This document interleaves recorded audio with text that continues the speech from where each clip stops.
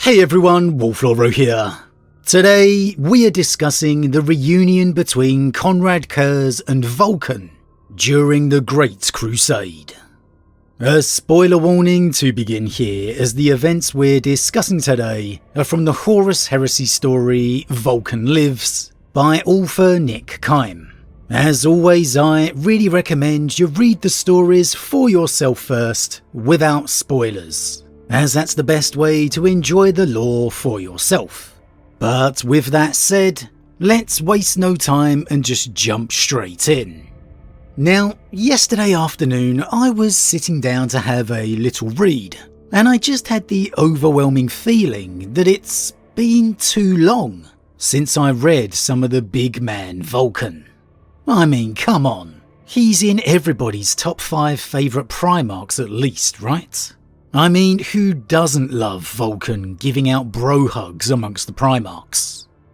And for all the Primarchs' various skills and natures, you would be hard-pressed to find two more starkly different than the Primarchs Vulkan and Konrad Curze.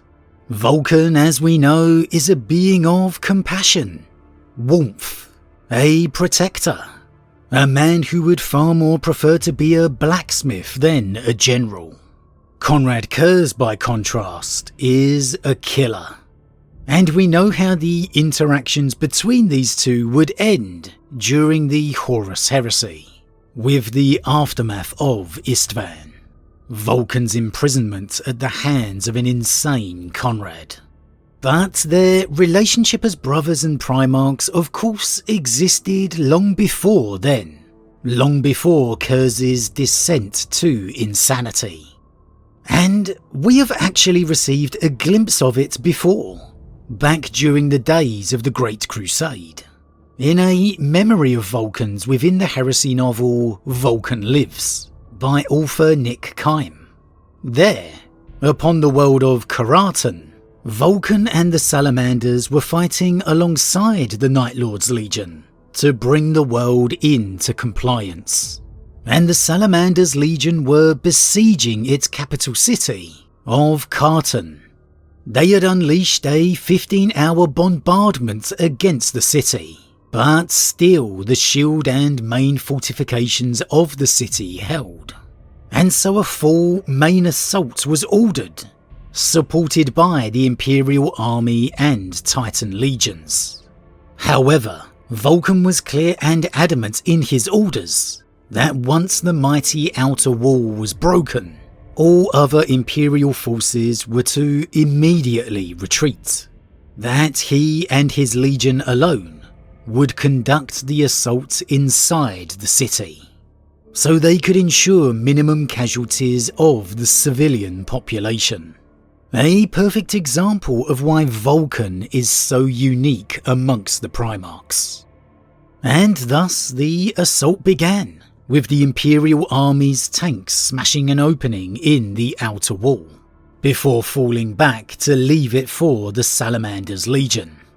However, they ominously reported that they had received no incoming fire, absolutely zero casualties inflicted. And this immediately gave Vulkan a sense of unease, as he ordered his sons into the breach. And it was an unease that only grew once the Salamanders passed the wall, as instead of finding any inner perimeter defense, they found only signs of battle, and not damage inflicted by the armored assault. And a shaken Nemetor would then take Vulkan to the city centre, where the populace would be found.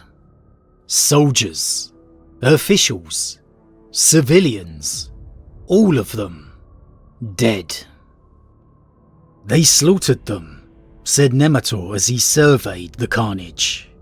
4 salamanders accompanied him, and despite the fact they were wearing their battle helms, they looked just as uneasy as their captain. Vulkan unclenched his teeth. "Where are the rest of your company?" "Dispersed amongst the ruins, trying to find survivors." "There'll be none," Vulkan told him. "Recall them. We are not needed here."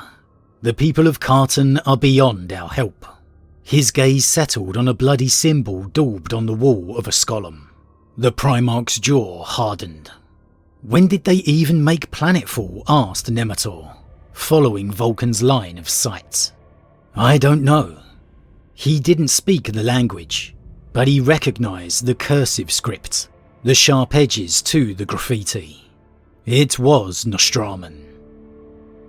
If this isn't the perfect encapsulation of the difference between these two Primarchs and legions, I don't know what is.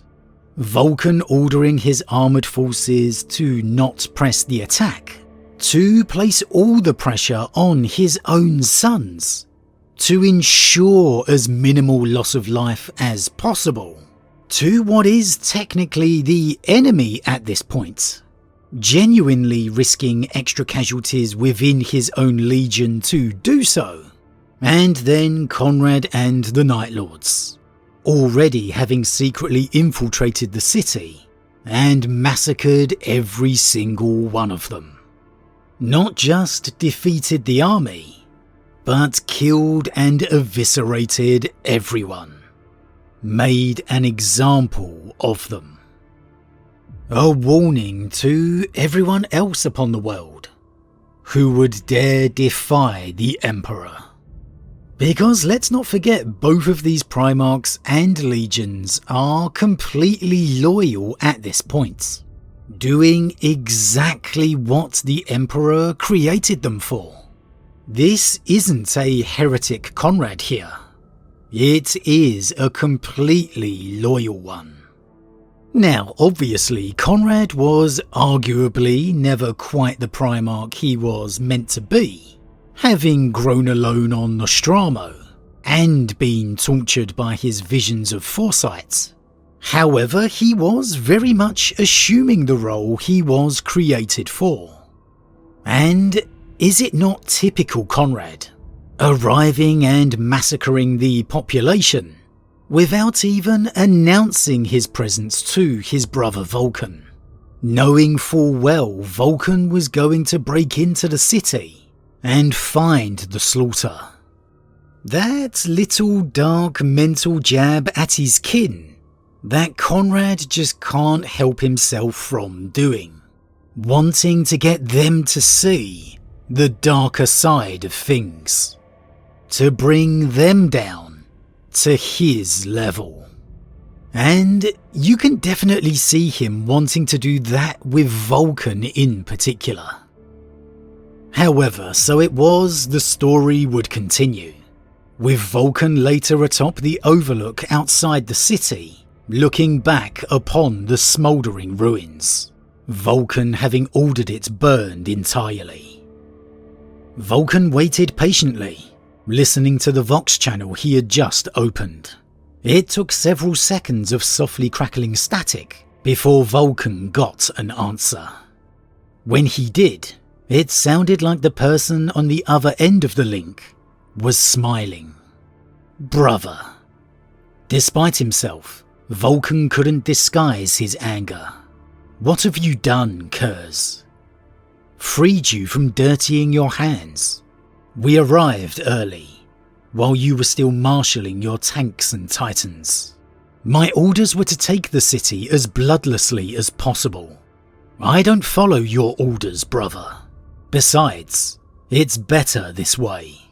Better for whom? You've slaughtered an entire city.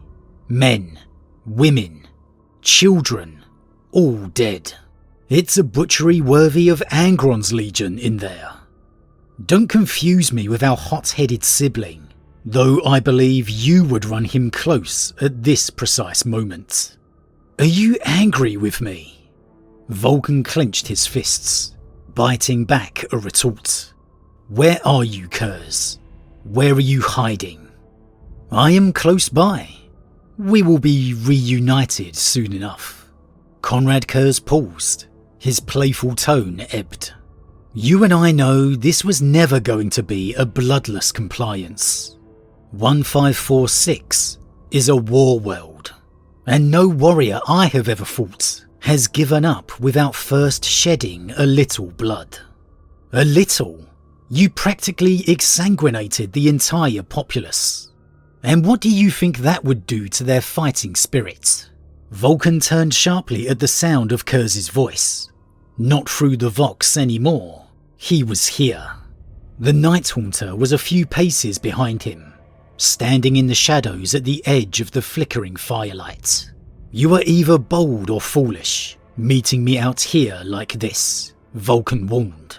The combination of the flames and his drake-like armour enshrouding him in a volatile aspect. His forge hammer was within easy reach, but he didn't so much as glance at the weapon. Why? What are you going to do? Curze stepped out of the shadow. Again, this is always the conflict when it comes to Konrad with his brothers. The methods he employs to end his wars more quickly. Similar to Alfarius in that way, though obviously Curze's particular tactics are more brutal. And yes, there is no doubt the Night Lord's actions would get out of control towards the end of the Great Crusade, as the Legion began to be filled with nothing but murderers, the worst of Nostromo.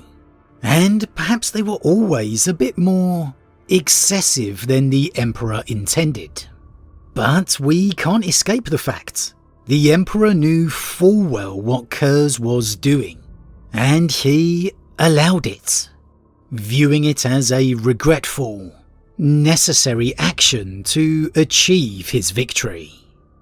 And that point about Angron is interesting, because Curze is very right to defend himself there. It's a butchery worthy of Angron's Legion in there. Don't confuse me with our hot-headed sibling. Angron's massacres were always rage-fueled slaughter. However, like it or not, Curze's were always deliberate and very intended. Rational, whether you like the reasoning behind it or not.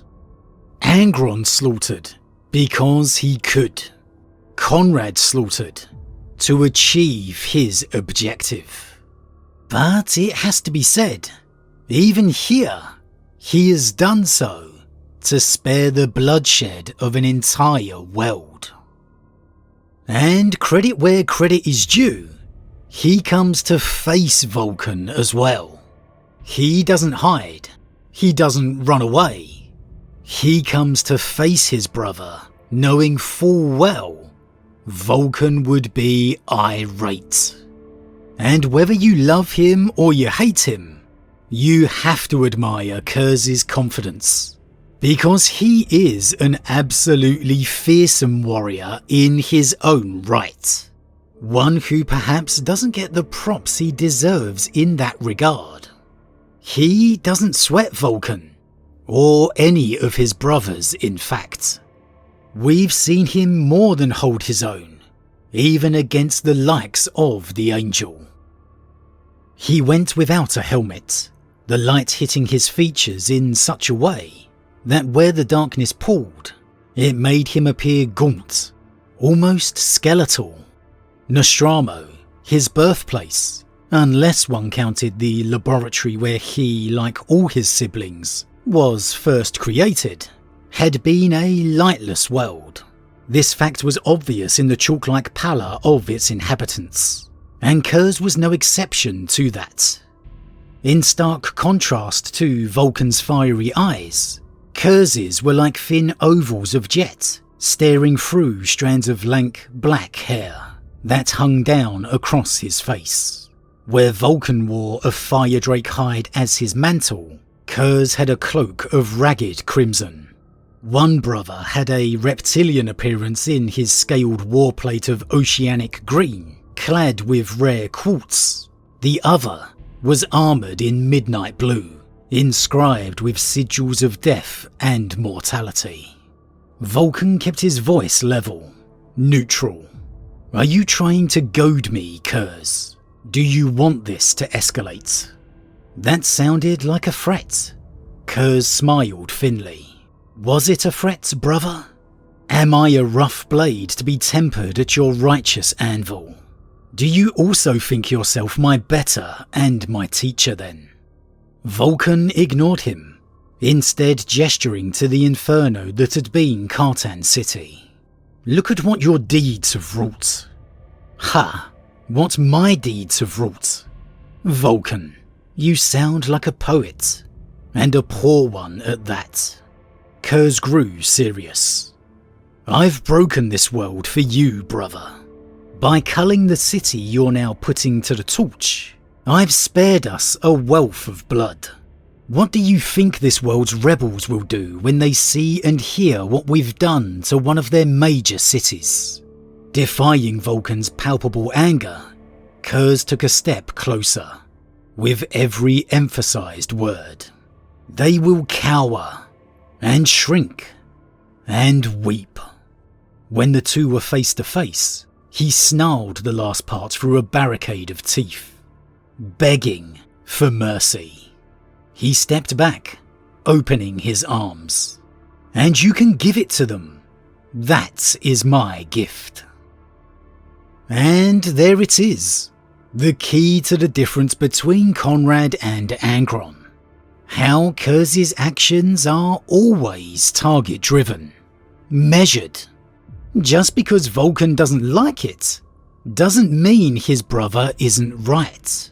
It doesn't mean there wasn't reason behind Curze's slaughter. This is what the Night Lords were made to do, and this is what they excelled at. Terror.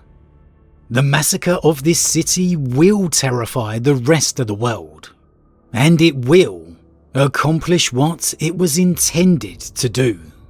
Something that, if it hadn't have came about by a massacre, Vulkan would have been very on board with.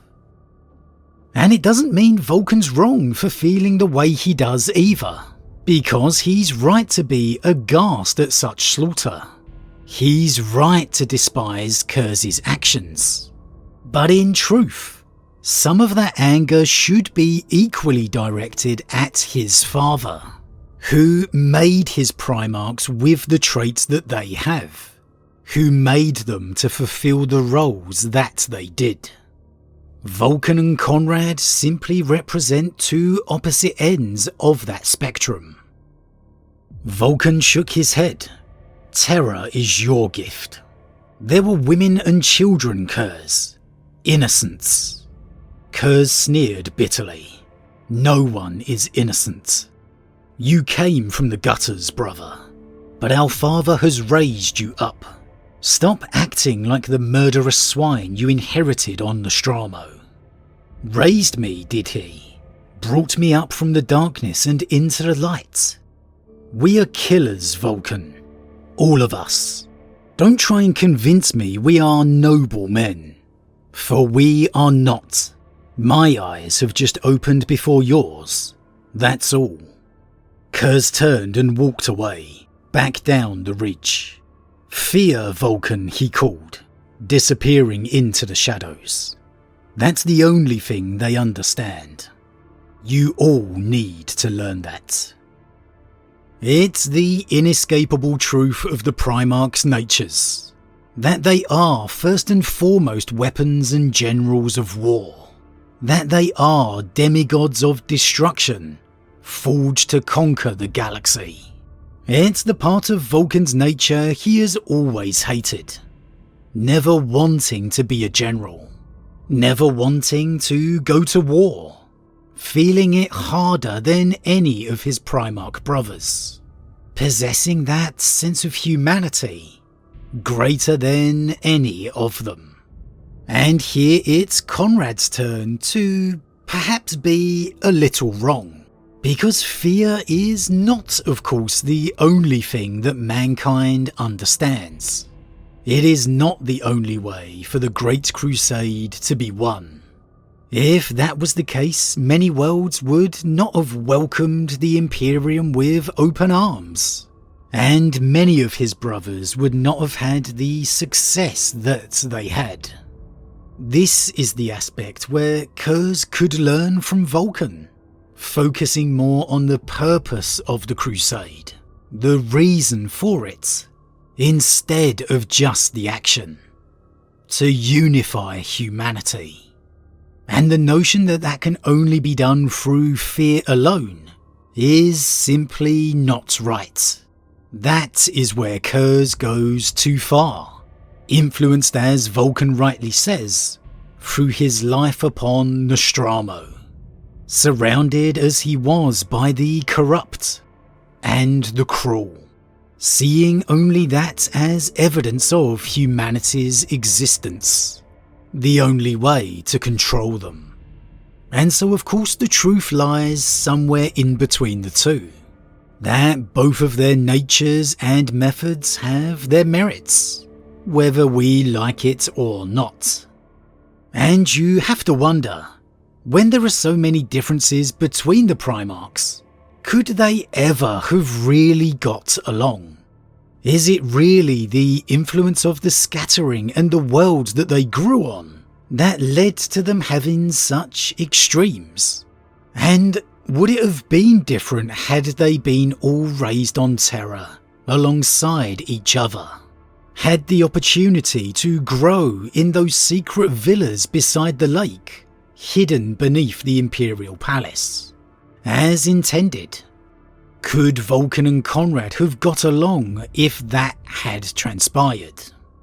I think had they grown on Terra, all the Primarchs would have undoubtedly been closer, less extreme in their natures without the influence of their worlds. But those philosophies would have always caused some form of conflict, not to mention their Primarch egos. But I think the scattering in particular here, that raising on Nostromo and, to be fair, Nocturne, has led to that greater divide. A divide that sadly was too great to close. A divide that had pushed Konrad in particular too far down his path, the extreme of the role he was supposed to perform. And as a result, it was a brotherhood between them that never really had a chance. But as always everyone, what do you think? What do you think of the differences between these two Primarchs? Who is in the right here, Konrad or Vulkan? Or are they both perhaps correct in their own way? Are you surprised to see the Salamanders and Night Lords conducting a campaign alongside each other? Was conflict between them always going to happen? Or do you actually think the conflicting styles makes for a very effective weapon? That perhaps the two balanced each other out well? And do you think Konrad and Vulkan could ever have fostered a true brotherhood? Could they ever have gotten along? How do you think their relationship would have formed had they been raised on the throne world alongside each other? How strongly has their homeworlds influenced them? As always everyone, leave your thoughts in the comments below. A huge thank you to all my subscribers, your support truly means a lot to me, it really does. If you're new, please consider subscribing to help the channel grow. And if you enjoyed this particular vid, then why not drop a like on it too? But with that said, I am off, and I'll see you all again real soon.